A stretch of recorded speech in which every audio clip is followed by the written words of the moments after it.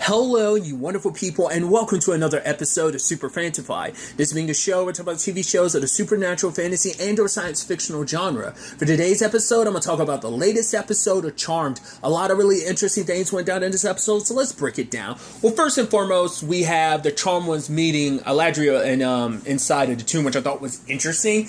She was a lot more forthcoming with information, because I would assume, you would have, helped, I guess... It's regardless of the fact that you're trapped inside a tomb, you're still going to do your job of I can't let the whispering evil run rampant because it's too much evil and it'll basically destroy the world, especially because you guys have seen the future and everything. But I'm just surprised she didn't try to leverage that.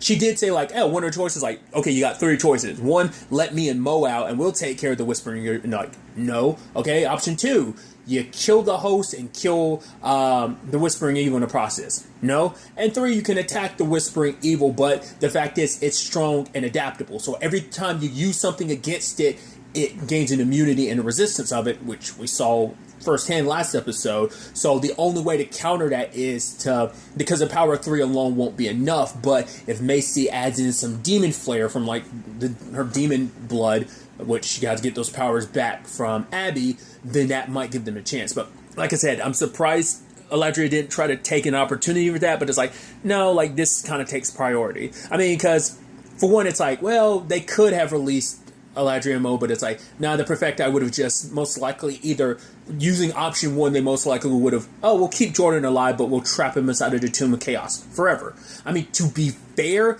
it's 100% their fault this happened in the first place.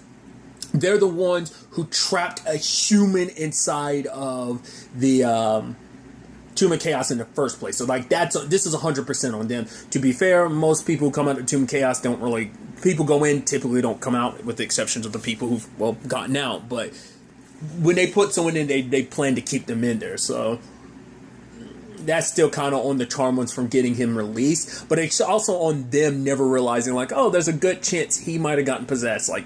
Still, it circled back to being their fault for locking Jordan up there without good enough reason.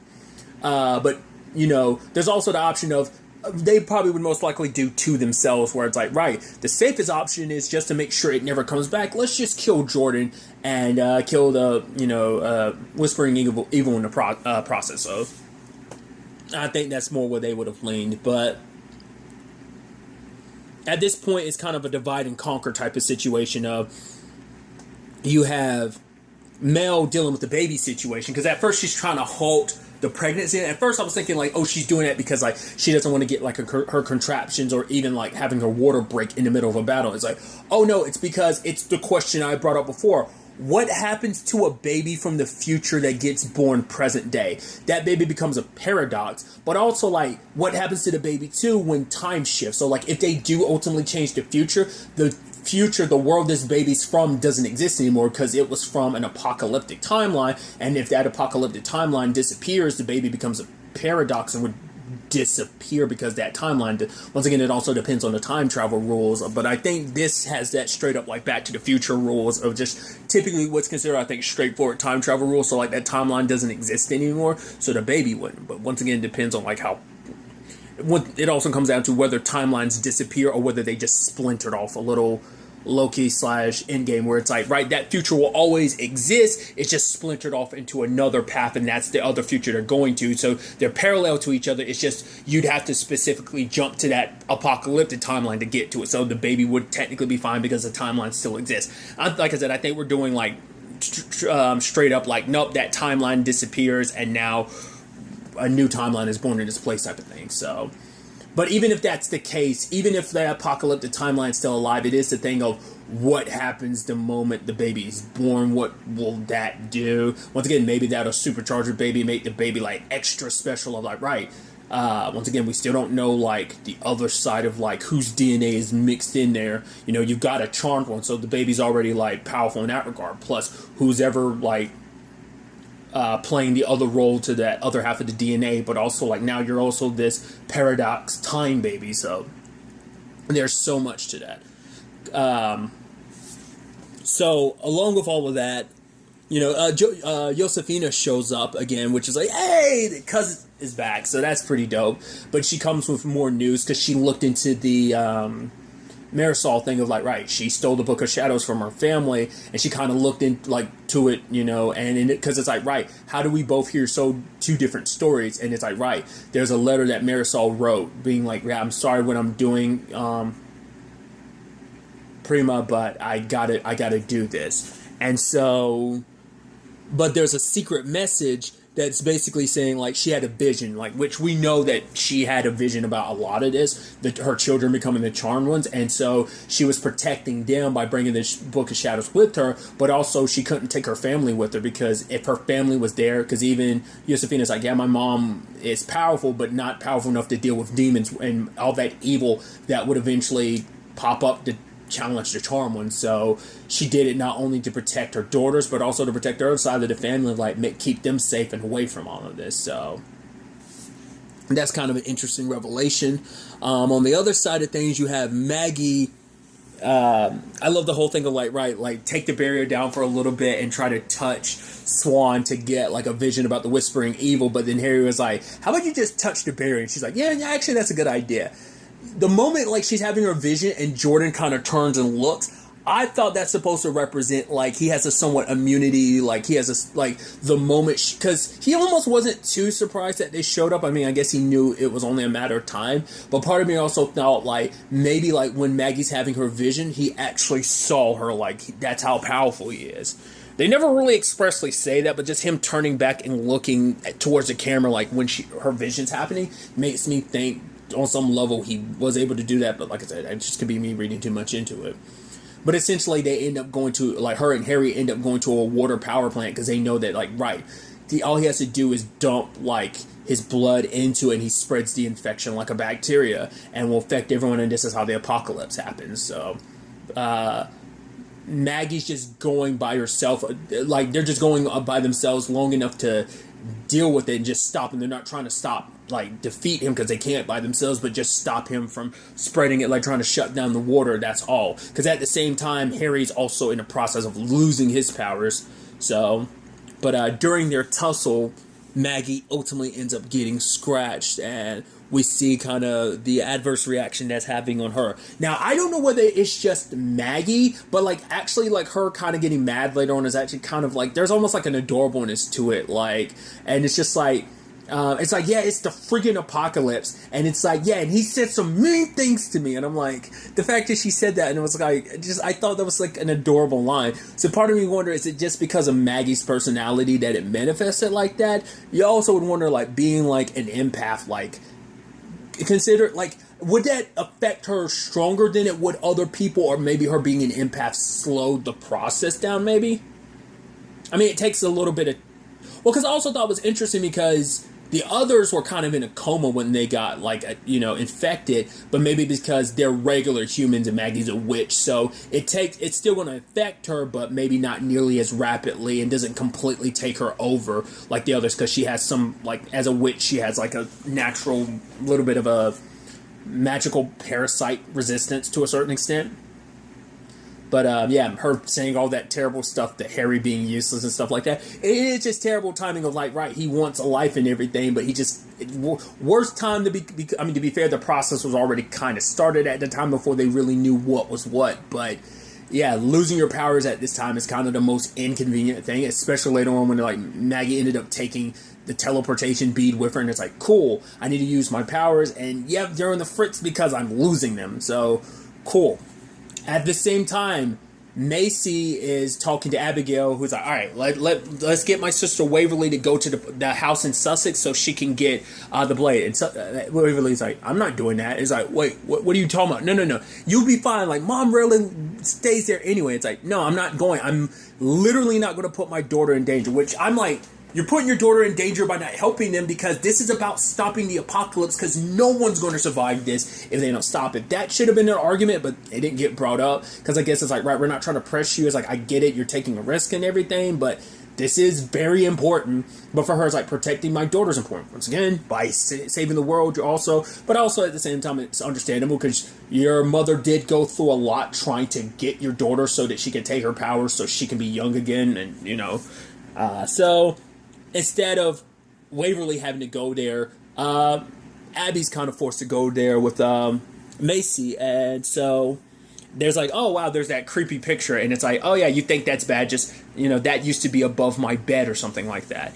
So also the place is got spell protections from anything that Abby can do, so Macy has to be the one to unlock things. So her mom Francesca shows up and is like, yo, you want help, Macy? Okay, cool. All you have to do is kill my daughter. I'm like, Jesus, lady. Like once again, at the beginning, I was like, okay, like, you know, the Tomb of Chaos manifested your mom in like the worst way possible. At the very least, I was thinking like, right, she's going to be terrible to you. But then like, I thought when it was all kind of out in the open, like, because I figured like her main reason for disliking Abigail was like, right, you're a reminder of Alistair, which once again, that's kind of based on your choices. That's not, Abigail's just a byproduct of it, but she's a constant reminder of it. But I was like, maybe they'll find some way past. No, your mom is just like legitimately, she puts demons to shame, like how evil she is. I mean, even when she was flexing her powers, her eyes glowing red, and like the lightning coming out of her, it's like she went full blown Sith. Like Lucifer, I mean, hell, even Lucifer's not evil. Like, I mean, once again, we're going by like, well, even if you go by supernatural Lucifer, he had his issues, but like he flip-flopped a lot. I mean, granted, it ultimately ended up being like now I'm evil, I'm gonna run things and do my thing. There's that, but there's also the element of like, you know, I was referencing like Lucifer from the show Lucifer. Like, obviously he's complex and he's not the evil person. It's just like she just looked pure evil, and it's just like you are a bad guy. Like, I mean, come on, trying to get to like, right, oh, if you're not going to help me, if you're not going to kill my daughter for me, then I can't help you. And she literally teleports Macy away. Macy's like, cool, she's a teleportation witch, awesome, and has to go back to command center and then make her way back to the house in Sussex. But it's like, right, her mom's like, all right, like, you want me to? Because she's like, right, if you're going to kill me, Mom, go ahead and do it. She's like, all right, I'm going to do it. I'm like, no hesitation. She was ready to slit Abigail's throat. I'm like, what is your problem, lady? And then, like, you know, Waverly shows up and saves her. And it's like, oh, don't worry, Waverly, I'll get rid of this monster. It's like, really? Like, she's like, the fact of the matter is the real monster is you. Like, I let you convince me my sister. Like, you basically pitted us against each other. And it's like, well, what about your sister? Like, what she did to you? It's like, abuse goes downhill. The only reason why Abigail was that way is because of what you put her through, how you treated her, and that abuse kind of trickled down to me. And now it's like, right, you tried to get my daughter just to, you know, and Francesca didn't have much to say when that came up. Because initially, Abigail was like, I could destroy you. I have every right to, but I'm not going to become you. Like, I'm a better person than you. And that's the thing. Even as slimy as Abigail's been in the past, I still think her mom is way worse than she is. It's like, man. And then Waverly wants to kill her, but Abigail stops her and is like, you're right. She's not worth it. So at the end, Macy gets her firepower back. It's like, all right, let's do this. Luckily, up until now, Mel was able to be, like, the pregnancy was stopped. But now it's a situation of, okay, we're all reunited. We got to go save Maggie and stop Jordan, and save Jordan as well. But the potion blocks magic. So she has to basically take an antidote. So she has to choose having her future baby now, or go and save Jordan and the world. Because, once again, still don't know what will happen if she has her future baby present day. So, because also she was also worried too, because it's like, right, how can I be a mother when, like, I didn't know my mother as well as I thought I did? Because obviously everything they've learned about their mom since season 1, it's like, right, oh cool, my mom had an affair and we have a secret half sister, which once again turns out, you know, obviously she's actually the half sister because Macy and Maggie are the full siblings. That's a whole thing. But also, like, you being witches and just everything. Also, like, Macy, oh yeah, like, your sibling died and we kind of got a necromancer to bring her back to life. So, lies upon lies upon lies. Everything, like, Marisol ever did was to try and protect her family. She went above and beyond because she loves her kids so much. So, there's that side of thing. Which, once again, I think it is kind of sad that, like, Maggie and Macy had an opportunity to kind of see her, but not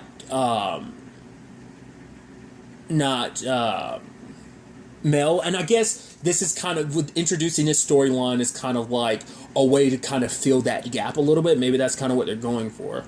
But ultimately, Mel decides to take the potion, and so they link up with Maggie, which I love her being like, yeah, it's a freaking apocalypse, and you had to be late, and it's like, all right, I'm about to have this baby, not like you want to give, you want to basically give birth to it, and then, even in her state of mind, she's like, oh, no, okay, I'll help, like, even in her, like, rage-filled moment, because the Whispering Evil tried to turn her against Jordan by being like, oh, like he resents you, he hates you, because it's like, right, I want you to give into your anger, and once you do, you'll become like me, we'll be on the same side. Like, she won't be able to focus. Like, she's trying her best to, like, hold back, but, like, everything he's saying, because that was our biggest concern of, like, right, like, what's Jordan going to think when this is all said and done? Like, he's going to blame us for him being in this state, like, because she still doesn't know how Jordan feels. She knows how she feels, but she's like, right, I guess we'll have to wait till the end of all of this to kind of figure that out. But all three of them coming together,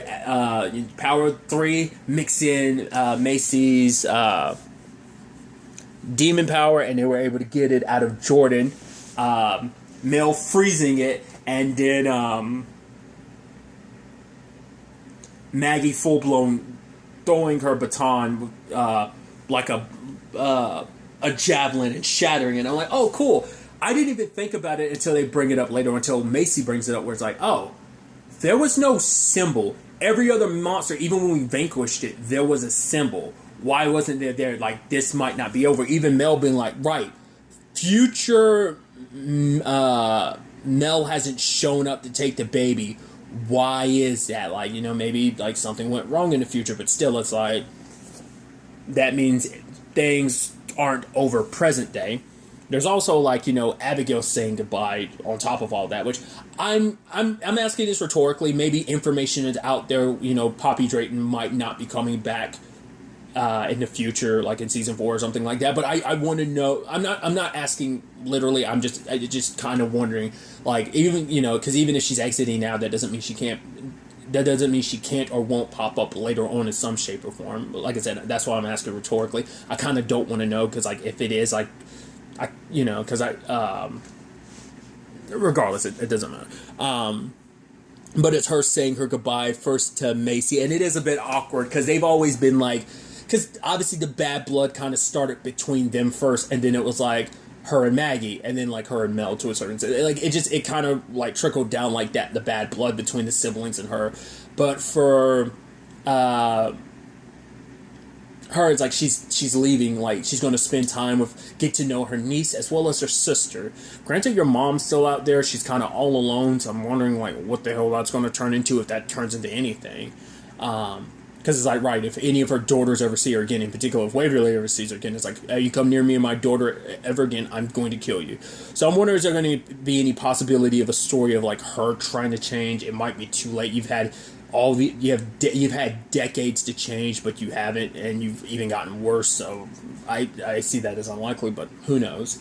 But on top of all of that, she makes amends with Macy, apologizing. It's like, I'm sorry for everything, but Macy's like, right, like, you did do the right thing. It's like, but for her, it's like, right, I did the right thing once, so she wanted to see Mel, which I'm like, dude, the fact is that, like, she wanted to make sure to see Mel before she left, and it's like, right, send me pictures of the baby, even if it has nothing to do with me. She's like, it definitely doesn't have anything to do with you, but sure. It's like, also send me pictures, like, oh, future Mel, like, send me pictures of that. I'm like, it seems like you're flirting with Mel in that regard of like, oh, I'd love to see you in the future. Like, I'm sure you just get even more attractive. Or something. It seemed like it was almost that type of vibe.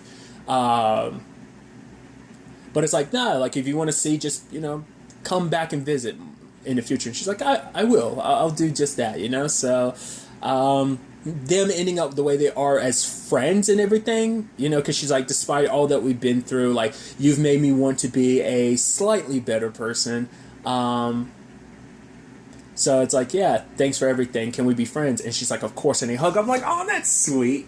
And then I love the whole thing of like, right, tell Harold as well as the ever perky princess that I say goodbye. And it's like, yeah, of course. It's like, right, you got to get one more jab. And she's like, yeah, change is a process. So she leaves for now. So we don't know if she'll pop back. Like I said, maybe there's information out there whether or not Poppy Drayton will return in the show. But, she makes her exit for now.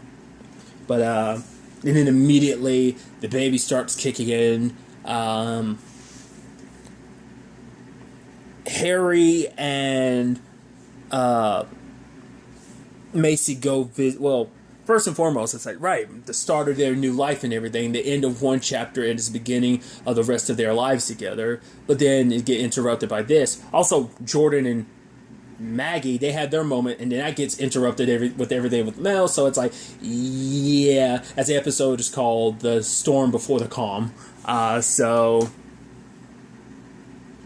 obviously, play on the actual term, calm before the storm. But it turns out that Allegedly is kind of like, oh yeah, like, the fact is this thing isn't going to be easy to kill. In fact, this is actually the worst situation to be in, because now this thing, it learns from its mistake. It's going to adapt. So what they did isn't going to work again. So now it's got a resistance to, like, Macy's magic. So it's like, what is the other option in this? And that would have to be like, I would assume the Perfecti, but like, would their magic even work either, considering they must have gone toe-to-toe with this thing at some point in time for it to be in a tomb of chaos. So would there even be anything that they could do where this thing wouldn't be immune to what they can do? But it's going to come back stronger than ever, plus resistance to everything that they can throw at it. So what do you do? I guess you can throw in Josefina, because she does have like a different power. But to be fair, they brought up like, right, charm one's of the passive fault, so maybe like Josefina's power might be like something it's crossed paths with before, so that might not be as helpful. We also don't know what human host is going to take next, and you're like, you don't think it's going to be oh god, I'm blanking on his name. Maggie's nemesis. Like I said, I'm already blanking on his name. It's like, what if it's going to be him? Like, he's the only other human I'm sure that it would make... I mean, not unless it's someone else. Well, someone had thrown it out there about Julian's sister, which we've never circled back to. The last thing we saw, like, she was in a coma and his aunt was, like, faking like she was getting better because of the Black Amber and stuff. Not unless it ends up possessing her. Like, not unless that would be the way to kind of bring her back into the story in some shape or form. But I don't see that. Now that, like, everything kind of got closed at the beginning of this, closing season 2 story at the beginning of this season, I don't see them reopening. Who knows? But it was just like, I was like, oh, it'd be interesting if they did do something with that, because they haven't touched that since, like, the Julian stuff and his aunt got dealt with. So I don't know. That's why I'm like, those are some of the, like, short list of, like, humans I see that Antonio, I just remembered his name. Jesus, I'm sorry. Like I said, Antonio and Julian's sister are, like, at the top of my list. Well, let's not forget, Harry is human now too, so it's probably going to end up being Harry, just to make it to stick the dagger in a little more, like being able to save Jordan, like for Maggie, and just when Macy has her human Harry and everything, they're planning the rest of their lives together, is when tragedy will ultimately end up striking. I could see this all ending in like a cliffhanger where it's like very like, because this is a shorter season, so I don't know, maybe things will end up getting resolved, but because the season is a little shorter, maybe they wrote it to be resolved. But I feel like I'm sure, like, from one season to the next, like, you're gonna have carryover, some subplots that are like that. But I'm sure, like, I don't know if, like, the main overarching thing of the Whispering Evil, especially because this gets brought up so late in the season, that I'm like, I don't know if that's something that's going to get resolved. But like I said, it could end up being. We'll have to ultimately wait and see how this kind of all shakes out in the season finale. I'm really interested to see what happens. But really, that's all I'm going to talk about. Until the next time we meet, be happy, be safe, live life to the fullest, and enjoy it. Good day, and goodbye.